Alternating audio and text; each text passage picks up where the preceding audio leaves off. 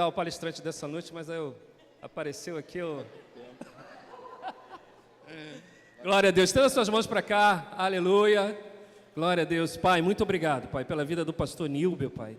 Ó Deus, nós cremos que nessa noite, Pai, ó Deus Todo-Poderoso, Tu vais falar conosco, assim como o Senhor tem falado, Pai, e que nessa noite, em nome de Jesus, Pai, o que o Senhor possa fazer transbordar nessa noite, pastor Nilber, através da palavra de Deus, Pai. Nós oramos, abençoamos, guardamos a sua casa, a sua família, Pai.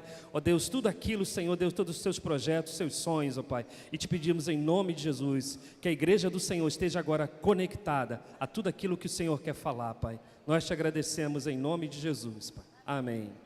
Amém. Glória a Deus. Olha, o pastor Ari está castigando vocês, viu? Né? Seguidamente, mas eu estou muito alegre de poder estar aqui mais uma vez, de poder compartilhar essa palavra. Quantos estavam domingo passado aqui? Quero saber. Opa, uma galera boa. Quantos não estavam domingo passado à noite? Levanta a mão também. Levanta a mão com vontade, né? Você não vai ser castigado, não vou perguntar onde você estava, fica tranquilo, né? Então aqui um review rapidinho do que a gente estava ministrando domingo passado. Nós começamos a conversar sobre a epístola de Colossenses, que Paulo escreveu. E que ocasião Paulo escreveu? Por que Paulo escreveu a igreja de Colossos, da cidade de Colossos? Epáfras esteve visitando Paulo e lançou uma mensagem para Paulo. Passou uma situação difícil que estava acontecendo. É que no meio dos irmãos, naquela cidade, começava a surgir, né, uma heresia forte, que séculos depois, né, seria uma das maiores ameaças ao Evangelho. Uma doutrina mentirosa, poderosa, uma mistura de filosofia grega com paganismo, com um pouco de judaísmo, e isso estava querendo entrar na igreja e ferir a igreja. E Paulo escreve a carta aos Colossenses, né, para defender a fé, para dar fundamentação aos servos, aos irmãos, sobre a pessoa de Jesus, sobre a obra de Jesus. Rapidamente, o que essa heresia falava? Falava o seguinte, que para ser salvo, né, você deveria obter conhecimento esotérico, você deveria alcançar a revelação que era dado pelos seres elementares, pelos anjos, né? Eles acreditavam de que de Deus havia saído emanações, e dessas emanações foram surgindo outras. E conforme eu falei no domingo passado, na medida que cada emanação ia saindo, mais se distanciava desse Deus santo, perfeito, que é o nosso Deus. Eles também consideravam que a matéria era má, né? E por conta disso, eles não acreditavam que Deus tinha feito o mundo. E nem tão pouco que Jesus havia encarnado, nem tão pouco que Jesus era Deus, porque como Jesus, sendo Deus, poderia assumir a forma humana, a matéria, e não acreditavam na salvação, acreditavam que a salvação vinha por esse conhecimento esotérico. E Paulo, né, escreve essa carta para exortar os irmãos, para que os irmãos não entrassem nessa. E aí eu sei que é muita coisa, então agora no capítulo 2, né, nós vamos tentar pegar alguns pedacinhos, alguns pontos que eu considero muito importantes. Era importante para os irmãos de Colossenses, de Colosso, e é importante para mim também, é importante para você também. Conhecer quem é Jesus, saber o que Ele fez, quais são os benefícios que Ele trouxe para a gente. Quantos estão dispostos nessa noite, né? Não vai dar para falar tudo, até porque eu não sei tudo, mas dentro daquilo que a gente separou, vamos lá. Eu peço perdão porque não deu tempo de preparar aqueles slides bonitos, né? Dessa vez não deu tempo, mas vamos começar lá, vamos abrir então a palavra do Senhor, lá em Colossenses, capítulo 2, e Paulo diz assim, se quiser projetar, irmã, Colossenses 2, coloca na nova versão internacional, vai ajudar. Diz assim, Paulo falando, quero que vos saibais, quanto estou lutando por vós, pelos que estão em Laodiceia e por todos que ainda não me conhecem pessoalmente. Esforço-me para que eles sejam fortalecidos em seus corações, estejam unidos em amor e alcance toda a riqueza do pleno entendimento, a fim de conhecerem plenamente o mistério de Deus, a saber, Cristo. Diga assim: o mistério de Deus, Cristo, Jesus, né? 3, nele estão escondidos todos os tesouros da sabedoria e do conhecimento. Então Paulo já começa a falar, olha, é em Jesus, é nele estão o quê? Escondidos todos os tesouros da sabedoria e do conhecimento.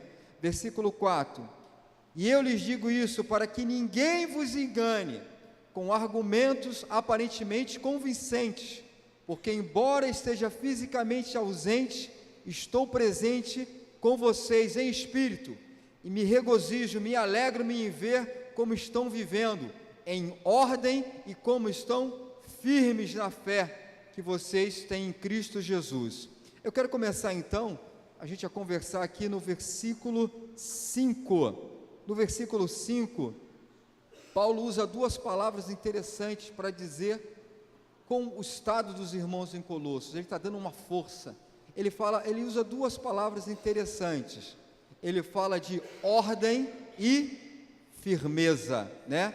Há uma versão que diz assim, ó: porque ainda que esteja ausente quanto ao corpo, contudo em espírito estou convosco, regozijando-me e vendo a vossa ordem e a firmeza da vossa fé em Cristo. Diga assim: ordem e firmeza.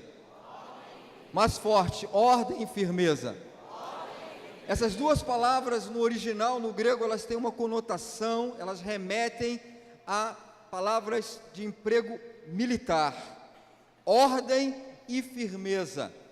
A ideia que Paulo quer passar aqui é a palavra que descreve um exército enfileirado, que está organizado hierarquicamente. Um exército onde cada soldado sabe a sua posição. Quem prestou serviço militar, quem é militar aqui? Aqui. Opa, então ele sabe com propriedade o que eu estou dizendo. Você não fica largado numa formação. A gente acorda 8 horas e a primeira coisa que a gente corre sabe que 8 horas, hasteamento da bandeira, e vai ter o que lá? Vai ter a formação. E cada um sabe o seu lugar. Num quartel ninguém fica largado. Todo mundo sabe o seu lugar. Há disciplina, ninguém fica de bobeira, vagando. Paulo estava querendo dizer assim, olha, que essa igreja, também a nossa igreja, eu e você, precisamos ter na nossa vida esse sentimento de que, aonde é a minha posição, eu sou debaixo de autoridade, eu pertenço ao exército do Senhor Jesus, eu não estou aqui apenas divagando, mas eu tenho o quê? Uma posição em Cristo, amém? Amém?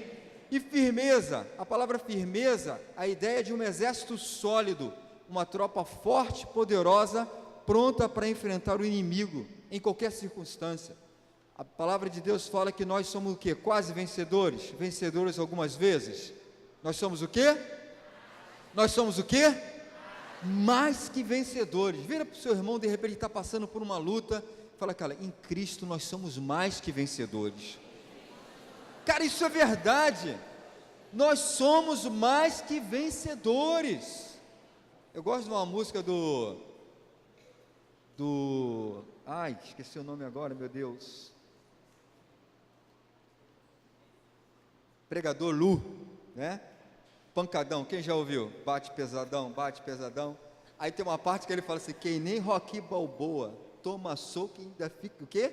E fica em pé. A igreja do Senhor Jesus, sangue no nariz, né? Quem se lembra? Quem pode me ajudar aí? Ninguém, cara, só eu, quando eu vou malhar eu ouço. Tem aí a senhora? Conhece? Então, quem nem Rocky Balboa toma soco, ainda fica em pé, sangue nos olhos.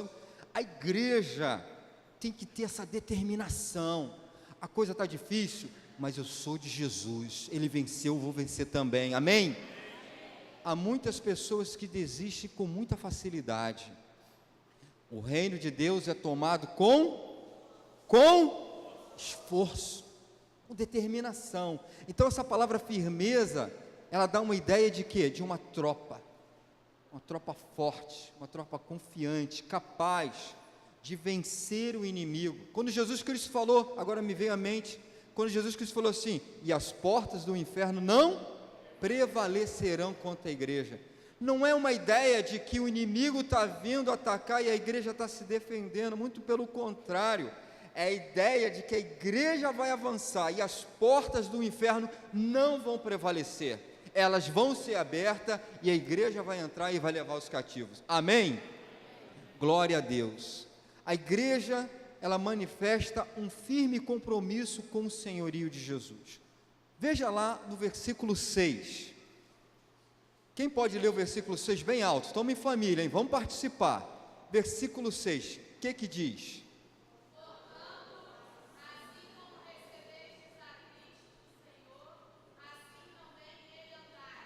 Que coisa tremenda!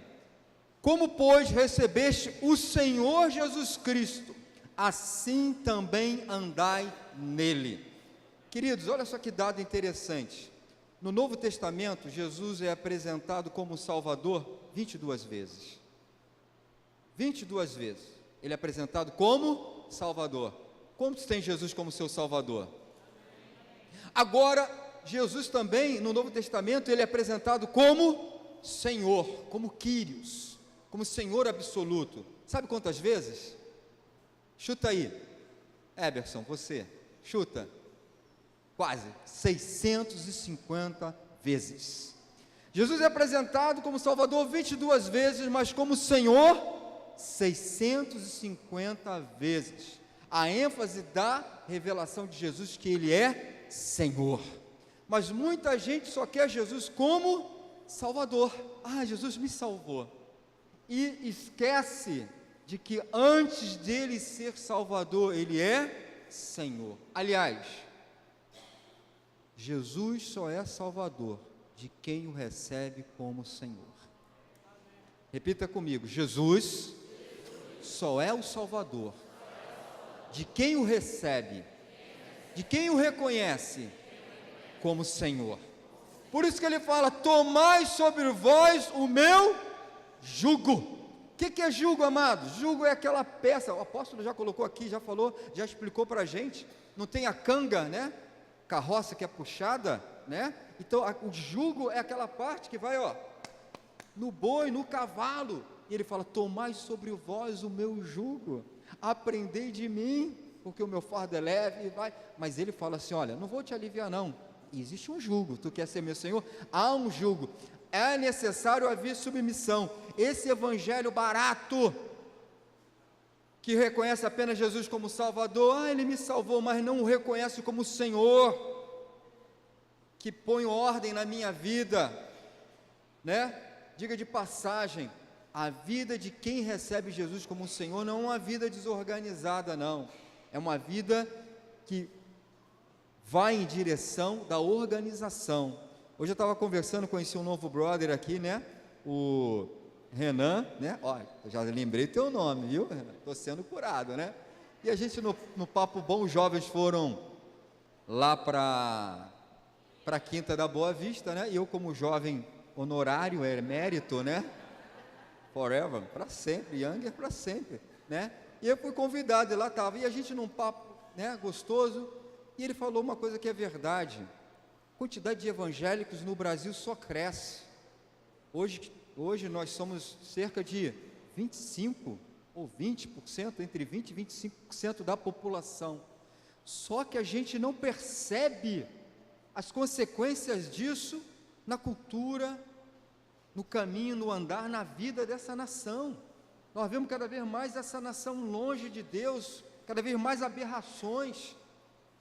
Isso porque, apesar de tantas igrejas enormes, e eu ouso falar aqui, é porque, em muitos casos, a ênfase é Jesus Salvador, não Jesus Senhor, não Jesus que manda, não Jesus que, olha, muda a sua vida. Você tem que ser, como Paulo fala aqui, ó: como, pois, recebeste ao Senhor Jesus, assim também andai nele.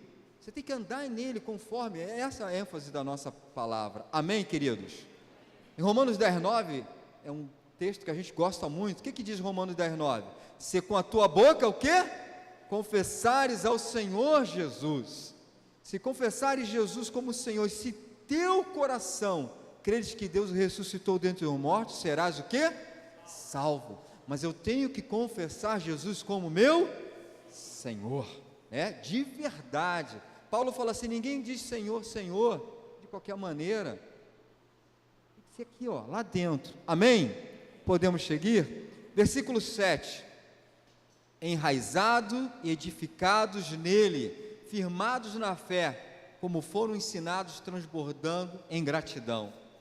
Paulo usa aqui um pouco de metáfora, porque ele usa duas palavras. Ele fala assim: olha, vocês precisam estar enraizados e edificados. Um pouco de agricultura e um pouco de engenharia.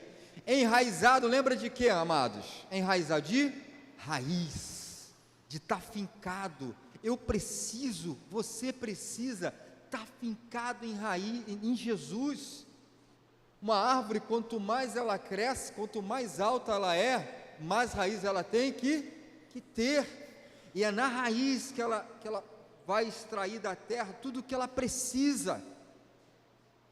Nós precisamos estar enraizados em Jesus. Diga assim para o seu irmão: você precisa, eu preciso estar enraizados em Jesus, puxando a vida dele, se nutrindo de quem ele é, da sua palavra. E a outra metáfora, edificados, ou seja, uma construção. Você está sendo construído. Quem é o seu construtor? É o Espírito Santo, sendo construídos em Jesus, tendo ele como a sua base. Perceba que muita gente desmorona, porque não está sendo, a sua vida não está sendo edificada em Jesus.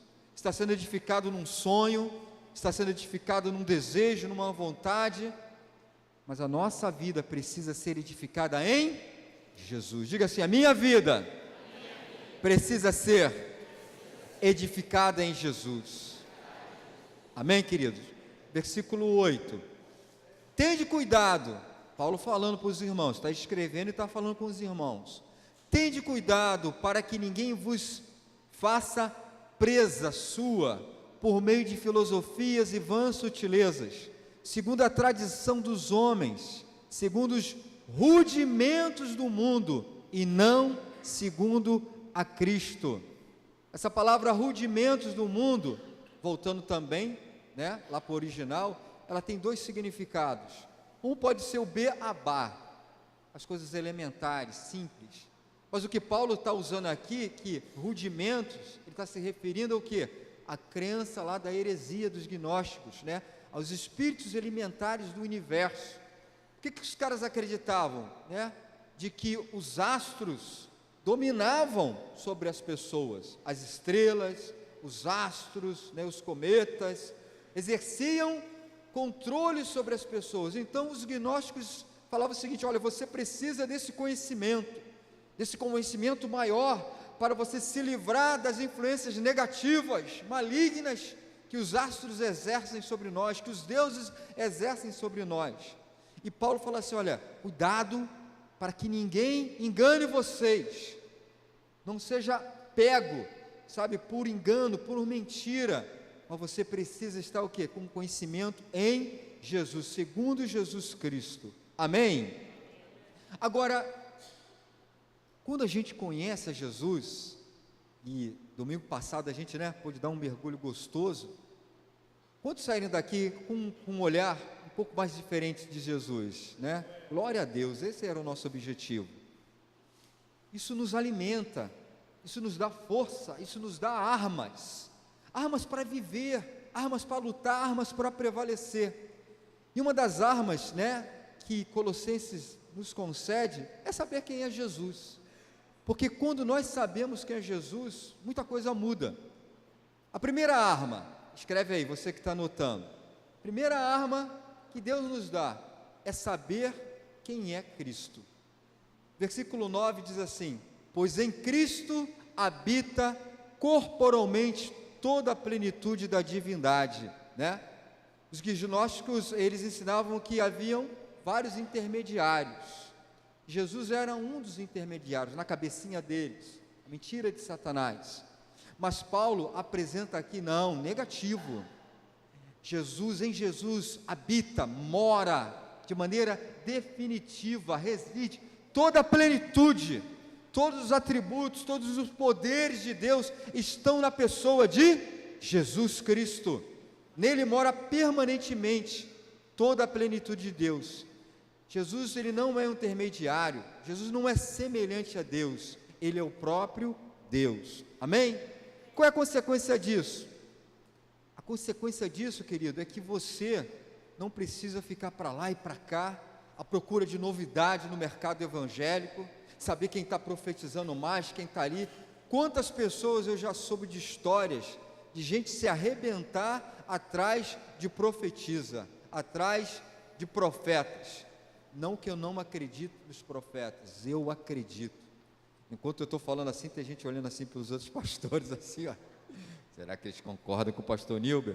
Eu quero dizer que, em Jesus, Deus vai usar os homens, mas a sua vida não pode estar baseada no que os outros, que os profetas aí estão dizendo. Vamos para o monte tal, o profeta tal. Vocês conhecem essa história? Quantas pessoas já quebraram a cara? Em Jesus estão todas as respostas. Tenha comunhão com Ele, busque, viva intimidade com Ele, que você não vai ser enganado, amém? Ele mesmo vai se encarregar de colocar alguém do teu lado e dizer assim diz o Senhor para a sua vida, e vai haver uma correspondência, uma certeza que aquela palavra veio de Deus, amém? Glória a Deus. Segunda arma que conhecer Jesus nos confere: saber o lugar que Jesus ocupa. Isso aí é forte, hein?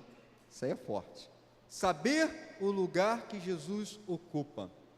Se em Jesus está toda a plenitude da divindade, que posição Cristo ocupa? Qual o lugar dele? No versículo 10, um santo de Deus, alguém que tem certeza da salvação, leia bem alto o versículo 10. Ih, pegou.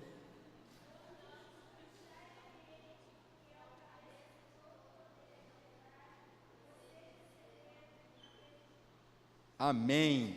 Estais perfeitos nele, que é o quê? O cabeça de todo principado e potestade. A palavra de Deus está falando que Jesus é o cabeça de todo o principado e potestade. O que Paulo está dizendo é o seguinte: que Jesus Cristo não é emanação coisa nenhuma. Jesus Cristo é o cabeça.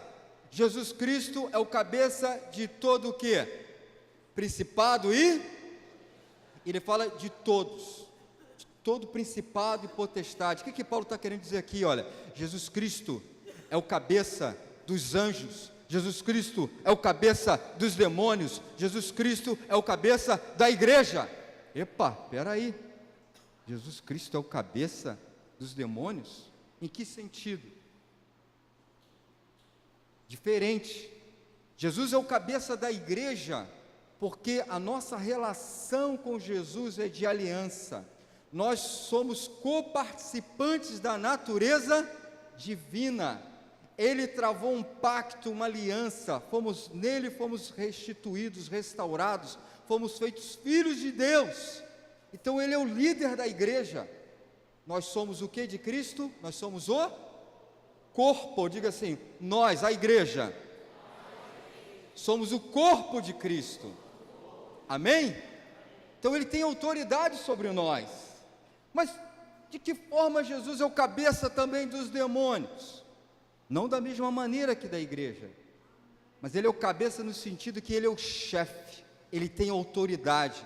Nenhum demônio faz o que quer, se Jesus não permitir. Vocês se lembram, quando Jesus estava lá em Gadara, e aquela questão lá, que ele tinha um cara endemoniadão, cheio de potestade, e quando os demônios viram Jesus, eles falaram uma frase muito interessante. Eles falaram assim: tu vieste nos atormentar antes do quê? Do tempo. Eles já sabiam que o tempo dele já está determinado. Em Jó, quando Satanás, se apresenta lá, e ele fica naquela, Deus é que provoca a situação, e Deus põe limites, até onde, o que? Satanás poderia fazer.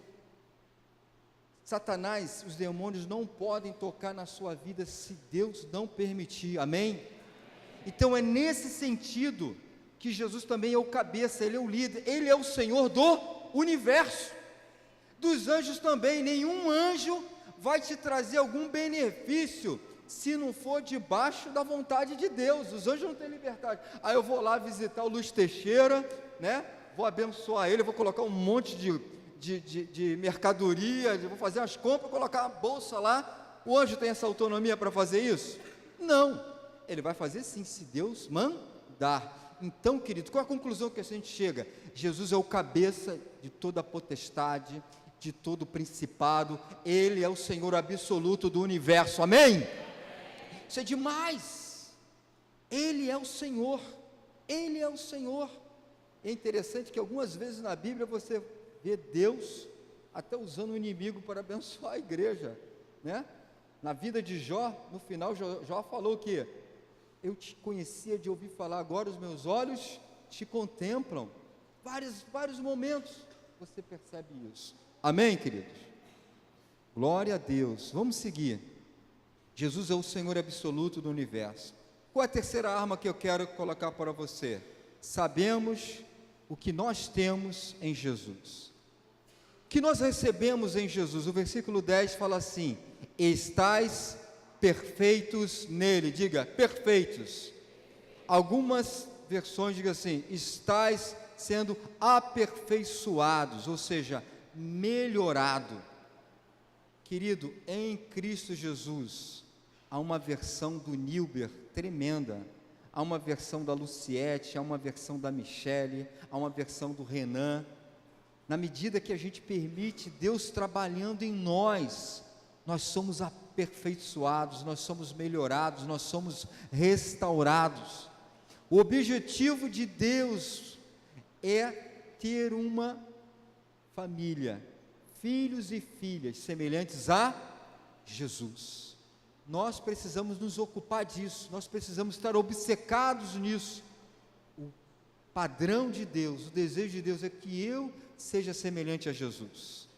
Amém? Glória a Deus. Quantos podem dizer amém? Amém. E isso me chama uma atenção, né? Falar agora para os casais especificamente, aqueles que são casados. Quem é casado, levanta a mão. Na nossa experiência de pastores, de quantas vezes, né, pastora Luzia, aconselhando casais, sempre com o mesmo problema, e você dá uma palavra, ó, façam isso, porque a palavra do Senhor ensina isso. Aí, no próximo encontro, aí vem com uma outra novidade ruim. Ah, mas ele falou isso, mas ele falou aquilo. Às vezes, sinceramente, a gente já é mestre, né? Que a gente não faz cara assim, a sobrancelha nem levanta, né? É, meu irmão, mas por dentro, fica assim: Jesus, tem misericórdia. Coisas bobas que seriam resolvidas se guardassem a palavra. Coisas bobas que não deveriam nem existir se houvesse maturidade, se mergulhasse na palavra. Eu sou da linha do John Walker. Como se lembra de John Walker, né? Pai do Haroldo Walker. Ele falava, ele até era radical, ele falou assim: não tem como dar errado se dois filhos de Deus se casam, se essas pessoas têm fome e sede de Deus, se essas pessoas têm aliança, os dois têm aliança com o Senhor, que querem viver a semelhança de Jesus, não tem como dar errado. Não tem como dar errado. Ah, pastor Nilber, entre você e a Marluce não acontece algumas situações, tal, mas nada que nunca dei uma panelada na Marluce, nunca. Às vezes ela reclama, a calça pendurada aqui, o tênis aqui, não sei o quê, essas coisas assim que Deus permite para ir provando, né? Aí o que eu falo para essa mulher, aí palavra, né? Mulher, deixa de reclamar. Ó, eu não te bato, eu não chego bêbado em casa, eu sou limpinho, tomo banho, né? Não tem como dar errado, cara. Se duas pessoas amam a Jesus, têm compromisso, querem viver essa vida, o Zoe, a vida de Deus, plena de Deus, são quebrantadas, permite que Deus trate. Esse lá vai ter amor, vai ter compreensão, vai ter problema, mas as coisas vão sendo ajustadas, porque eles estão focados porque eles, sabe, eles estão obcecados em querer ser igual a Jesus, e na medida que você percebe que aquilo ali não é de Deus, você lança fora, amém? O Senhor quer trabalhar na nossa vida, é o sonho dele.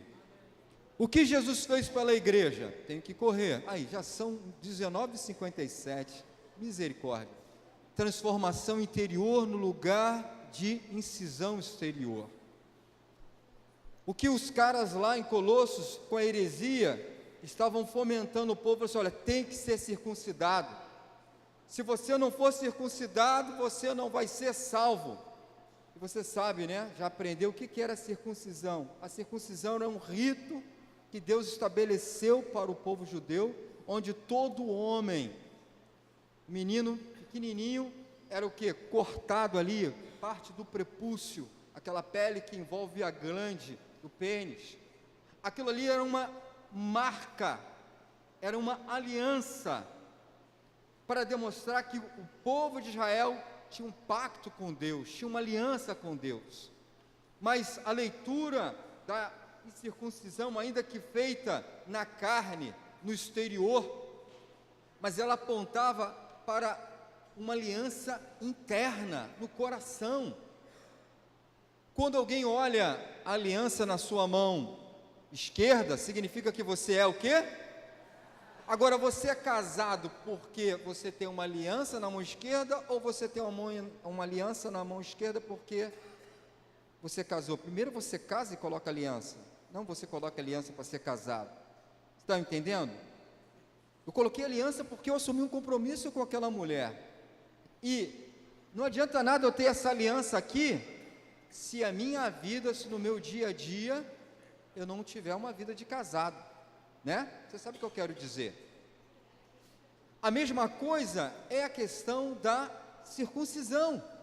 O rito em si, ele não tem muito valor. O importante é a circuncisão que tem que ocorrer dentro do coração, amém?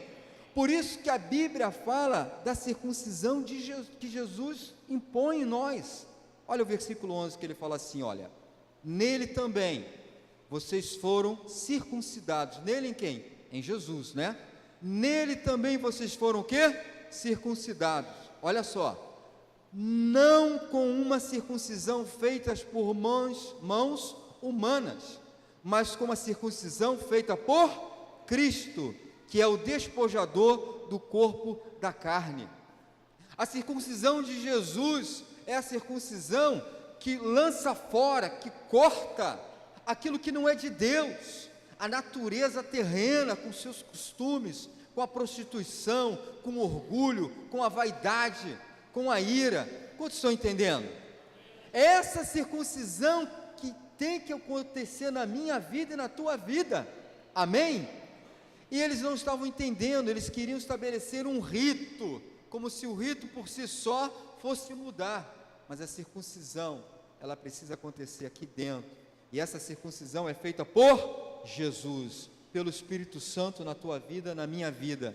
Então a circuncisão do Velho Testamento era externa, a circuncisão de Jesus é no coração, ela é interna. A circuncisão do Velho Testamento, numa parte do corpo, mas a de Jesus envolve o quê? Todo o corpo. Todo o meu corpo é de Cristo, amém? Diga assim: todo o meu corpo é de Cristo. Então eu tenho que ter cuidado com isso aqui. A circuncisão do Velho Testamento feita por mãos humanas, a de Jesus é feita pelo Espírito Santo. A circuncisão do Velho Testamento não mudava a pessoa interiormente, mas a de Jesus muda interiormente, amém? Glória a Deus. Vamos continuar. O que Jesus fez? Ofereceu-nos uma vida radical. Versículo 12, vamos ler lá. Versículo 12, diz assim: sepultados com ele no batismo, nele também ressuscitastes pela fé no poder de Deus, que o ressuscitou dentre os mortos, e quando vós estavas mortos nos seus pecados e na incircuncisão da carne, vos vivificou juntamente com ele. Querido, quando Cristo morreu, você morreu com ele. Quando Cristo foi sepultado, nós fomos sepultados com ele. Quando Jesus ressuscitou, nós ressuscitamos com Ele. Quando Jesus teve uma nova vida, você também teve uma nova vida com Ele, amém? Isso é fato, de maneira que a obra de Deus é uma obra de poder e de graça, de poder, porque nos deu vida, amém? Te deu vida, te ressuscitou. Quando a trombeta tocar, meu querido, você vai, eu vou, se é que seguimos a Jesus, amém? Quantos têm certeza? Diga glória a Deus. E é uma obra de graça, porque me deu vida quando eu não merecia vida, me deu o favor, a bênção de uma vida nele, quando eu merecia o quê? A condenação eterna, não é verdade? Glória a Deus. Quais benefícios que Jesus nos deu? A parte B do versículo 13, diz assim: perdoou todos os nossos pecados, amém? Uma salva de palmas a Jesus por isso, bem forte.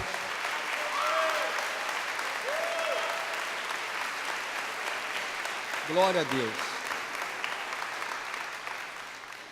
Querido, o homem, ele tem um senso de justiça interior, independente da sua cultura, independente do povo onde ele mora.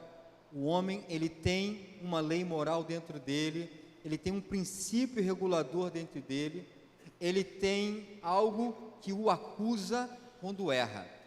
É como uma campainha que toca, está errado, não é verdade? O homem tem, Deus colocou o homem com esse senso nós chamamos de consciência. A nossa consciência, ela nos acusa, ela diz que se algo está certo, algo que eu fiz está certo, ela também diz se está o quê? Se está errado.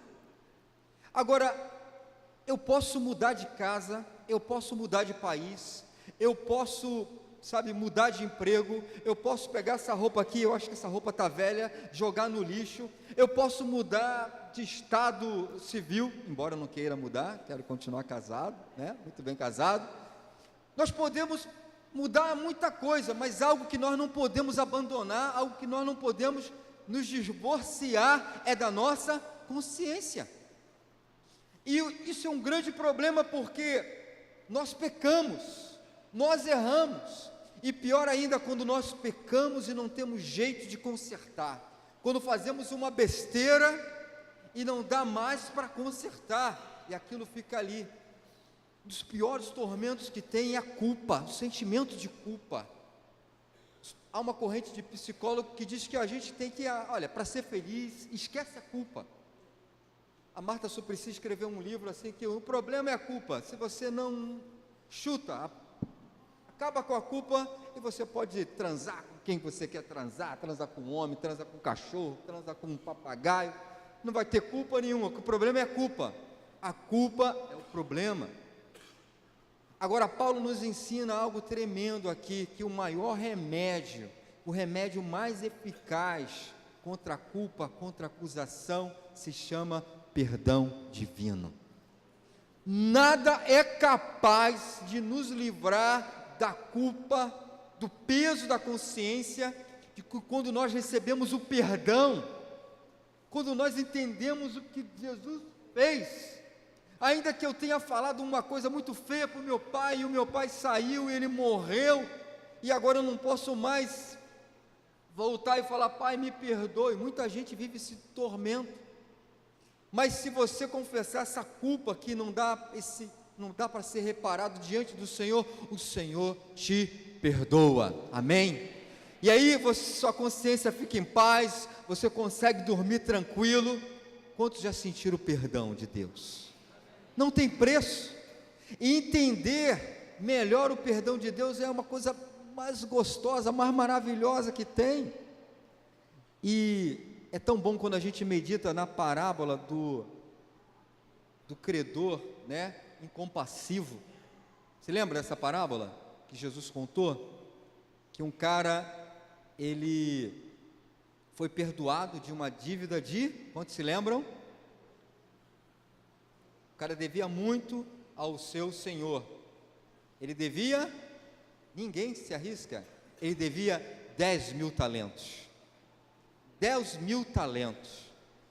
Gente, Jesus é demais. Jesus aí, ele usa uma hipérbole quando conta essa parábola, um exagero. Sabe por quê? Porque ninguém conseguia dever 10.000 talentos, porque um talento equivale a 350 quilos de ouro. 10.000 talentos são 350 mil quilos de ouro. Isso equivale ao imposto de todo o Estado de Israel durante 13 anos. Para um cara ter 10.000 talentos, ele teria que ter um salário, ganhar por dia um denário e trabalhar 150.000 anos, sem parar. Ou seja, é uma dívida impagável, amém? Está entendendo, pastor Denise? É uma dívida que não dá para ser paga, e essa era a nossa dívida com Deus, uma dívida que não dá para pagar. O cara falou assim, ó, juntou família, juntou todo mundo, a consequência do pecado, né? A maldição envolvendo o pecado era dele, mas estava envolvendo a família, todo mundo ia ser condenado, todo mundo ia ser preso, e aí o Senhor resolveu perdoar. Então, a dívida que você tinha com Deus é uma dívida impagável. Diga assim, a dívida que eu tinha com o Senhor é uma dívida impagável, mas mesmo assim Ele te perdoou. Ele te perdoou. Tremendo o amor de Deus. Grande é a obra de Jesus na cruz. Agora, algo que a gente também precisa analisar, o que Jesus fez. Vocês ainda estão comigo? Ó, quem estiver dormindo tem autoridade de dar um tapa aí, que é um espírito maligno que está assombrando a vida da pessoa. Assim, em nome de Jesus. Tá. Então, tá. Quando você entende isso, querido, você vai além. Você vai além. Porque você não teria condições de pagar, foi graça, foi o amor de Deus. Agora vamos ler lá o versículo 14. Cancelamento total da dívida. Vamos entender aqui o que aconteceu na cruz do Calvário. Versículo 14 diz assim: e havendo riscado o escrito de dívida que havia contra nós, nas suas ordenanças, o qual era contrário, removeu-o do meio de nós, cravando-os na cruz. Queridos, Jesus não apenas levou para a cruz os nossos pecados, mas Ele também levou a lei.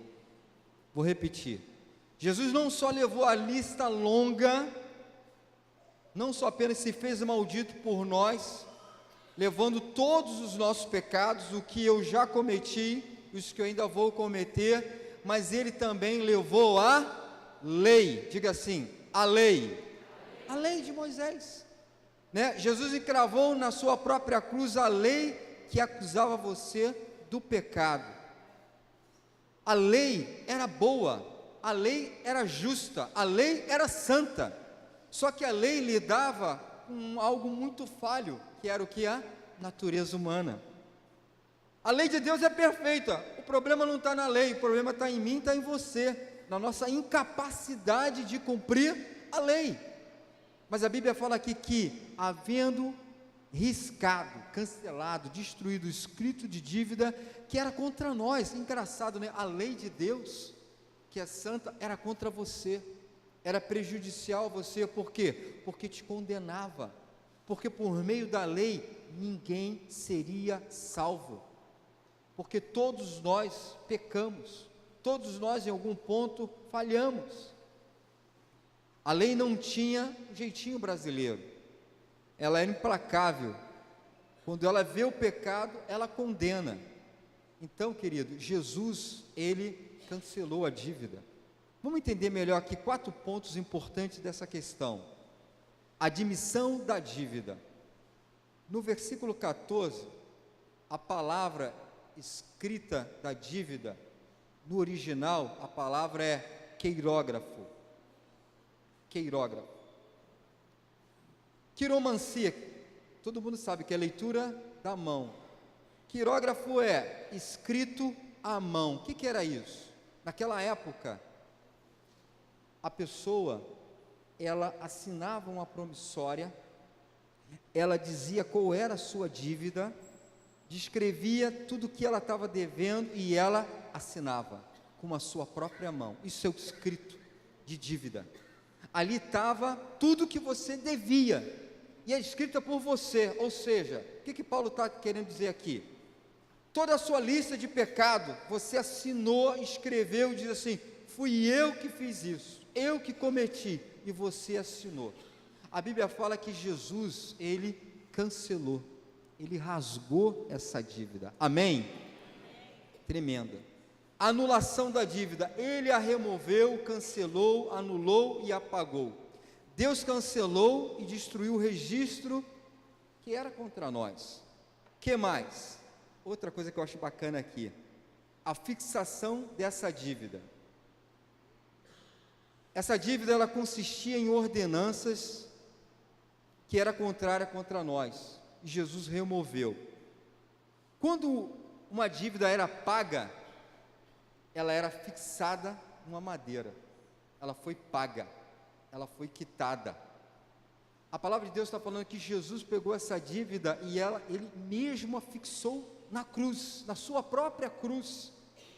Vocês se lembram que quando Jesus ali naqueles últimos momentos, né, depois que ele fala assim: meu pai, por que me desamparaste? Nos últimos momentos, Jesus, antes de entregar o seu espírito, ele deu um brado. Qual foi o brado? O que ele falou? Está consumado. Testelestai, não é isso? Ou seja, está pago, está liquidado.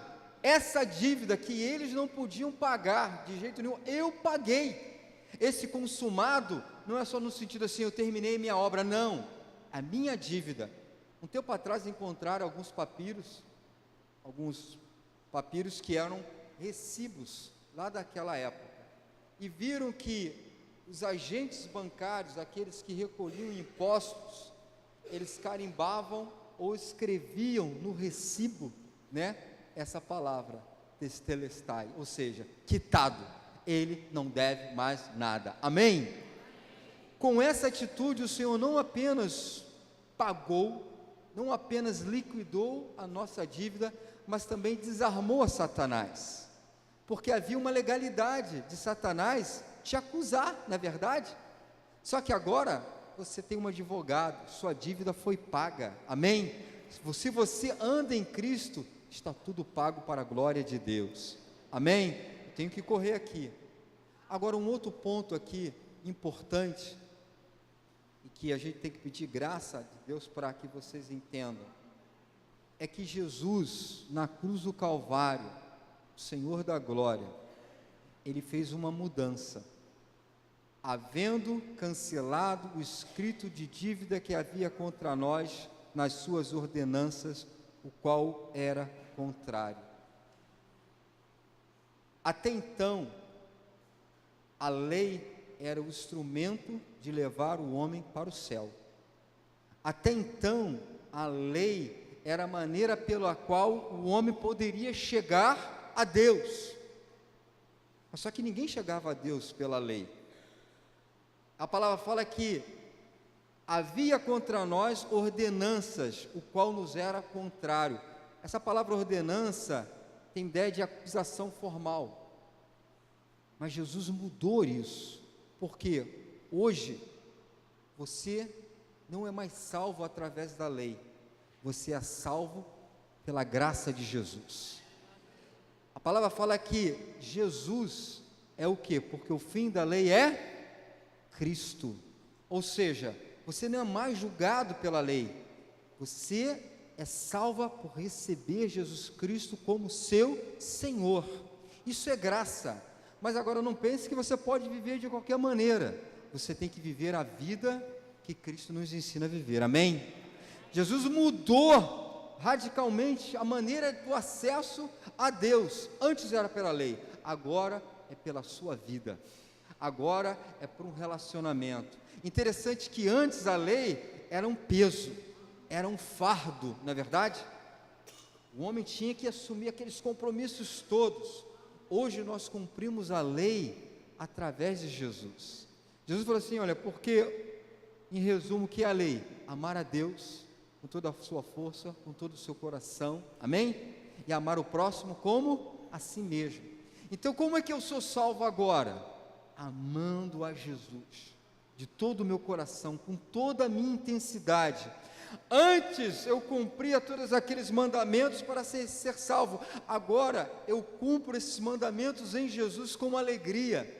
A lei passa a ser o meu deleite, andar em santidade é o meu prazer. Alguém aqui acha penoso andar em santidade? Alguém acha que penoso amar a Deus, viver a vida de Jesus? De maneira alguma. E nisso, quando você se agrada, quando você tem aliança, quando você tem comunhão com Jesus, quando você vive uma vida, um relacionamento intenso com Ele, você por tabela está cumprindo a lei em Jesus, amém? Glória a Deus, glória a Deus. Querido, para finalizar aqui, que a gente está correndo, no versículo 15 diz assim: e despojando os principados e potestades, os expôs publicamente deles, triunfou em si mesmo. Na cruz, Jesus não só lidou com o nosso pecado, mas Ele também lidou com Satanás. Ele que nos acusava, Ele que se levantava para falar: olha, você é assim, assim, assim.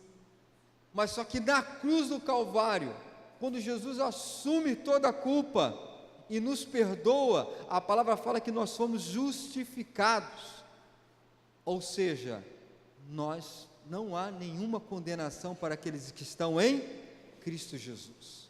Não há condenação. Diga assim para você: não há condenação para aqueles que estão em Cristo Jesus. Mas você precisa estar em Cristo Jesus. Jesus precisa ser o seu Senhor, amém? Glória a Deus. A palavra despojou significa que Jesus derrotou, destruiu, aniquilou todo o poder de Satanás. A ideia aqui, que Paulo, quando fala que o Senhor Jesus despojou a Satanás, era aquela ideia de um general romano, quando conquistava um território, e ele tomava conta daquele território, e ele pegava o exército, pegava o general do inimigo, colocava uma corrente no pescoço dele, tirava a sua armadura, deixava ele sem condições de ataque, de revalidar, e arrastava ele para Roma. E em Roma ele triunfava, porque aquele soldado, aquele exército que foi capturado, entrava acorrentado, humilhado. É a mesma ideia que Paulo está colocando aqui. O que aconteceu com Satanás na cruz? Desde que muita gente tem medo, desde que muita gente fica com medo de retaliação, na cruz do Calvário, Jesus tirou a armadura de Satanás. Tem gente que gosta de dar ênfase, porque Satanás tem poder, mas ele não tem poder mais do que Jesus. Sabe, eu fico doente quando eu percebo crentes com medo do diabo. Isso me envergonha. A retaliação, pode retalhar, nós somos mais que vencedores em Cristo Jesus. Você acha que Satanás vai vir, vai te chutar, vai fazer o que quer na tua vida, e Jesus vai ser pego de surpresa? Isso não confere. Não toscaneja o guarda de Israel. O Senhor falou: aquele que está na minha mão, ninguém o toca. Tem gente que fica apostando, porque o diabo vai fazer isso. Não vai não, ele tem limites. Eu tenho um Senhor. Eu me lembro da minha experiência do meu pai, né? Quando os meninos, né? Os cocota. Eu fui da geração cocota Black Power. Tinha uma rivalidade. Os mais novos não sabem o que é isso. Foi Black Power, não foi? Não sabe, né? Havia uma rivalidade, né? E aí os cocotas uma vez quiseram me pegar, e meu pai soube. Meu pai falou assim, meu pai era policial, né? Brabo pra caramba naquela época, né? Meu pai: vamos lá, quero ver ele te bater. E eu fiquei com vergonha, falei: imagina, pai, cara, depois tu vai embora, eu vou ficar na pior, né? Não, vamos lá, não sei o que. Gente, é a mesma coisa. É Jesus que é o seu Senhor. Amém? Então a palavra aqui fala que na cruz, Satanás foi humilhado, foi despojado. Jesus tirou todas as suas armaduras, a sua espada, o despiu e triunfou neles na cruz. Amém? Esse é o nosso Senhor. Esse é o nosso Senhor. Ele também tirou o poder de acusação. E a gente pode ver isso lá em Romanos 8, 1, 2, que diz assim: portanto agora nenhuma condenação há para os que estão em Cristo Jesus, porque a lei do Espírito da vida em Cristo te livrou da lei do pecado e da morte. Amém? Quero que você fique em pé. Eu peço perdão por ter avançado esses 22 minutos.